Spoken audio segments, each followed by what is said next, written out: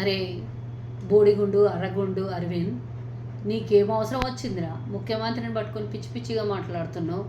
కడుపుకు అన్నం తింటావా, పెండ తింటావా? తొండలు ఇడుస్తావా, లాగులా మోరి తీస్తావా అని అడుగుతున్నావు.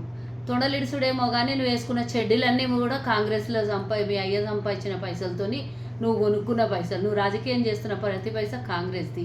ముఖ్యమంత్రిని అనేటప్పుడు నీ స్థాయి ఏందో నువ్వు చూసుకో. ఫస్ట్ నువ్వు అన్నీ తిని పెరిగిందల్లా నేను చదువుకున్నదంతా ఇగో పిచ్చి మాటలు మాట్లాడడానికి నీకు నాలుక దొర్రుతున్న చూడు.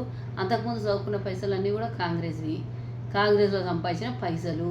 అన్నిటికన్నా ఇంపార్టెంట్ 5 స్మార్ట్ సిటీలు కావాలి అని అంటే పంపిస్తే అని అంట.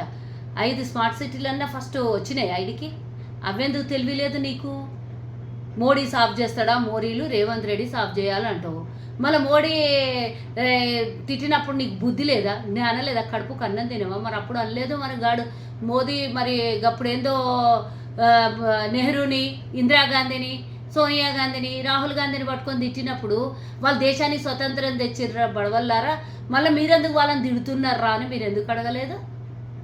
రేవంత్ రెడ్డి గారిని పట్టుకొని ఇష్టం వచ్చినట్లు మాట్లాడుతున్నావు నువ్వు. అది అధికారం ఇచ్చిర్రు ఢిల్లీలో కొట్లాడమని, ఈడొచ్చి గల్లీలో పిచ్చి పిచ్చి మాటలు మాట్లాడతావు. కడుపుకు అన్నం తింటున్నావా లేకపోతే పెండ తింటున్నావా? ఇక నోరిచ్చిరు కదా అని చెప్పి మాట్లాడితే పెద్ద పబ్లిసిటీ వస్తుంది. పిచ్చి పిచ్చి మాటలు అని అంటావు. బేకూఫ్ అంట, బడివేనంట, అదంట, ఇదంట. అరే ఏం నోటికి ఏం అదుపు లేదా?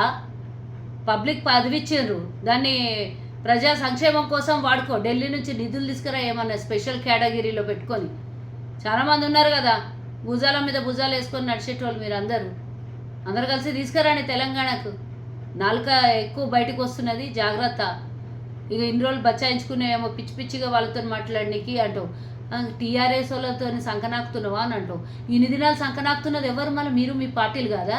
ఇప్పుడు కూడా గల్లీలలో పోతే మీరు మీ పార్టీ వాళ్ళు ఇద్దరు కలిసే టికెట్లు పంచుకుంటున్నారు, ఇద్దరు కలిసే సీట్లు ఇచ్చుకుంటున్నారు.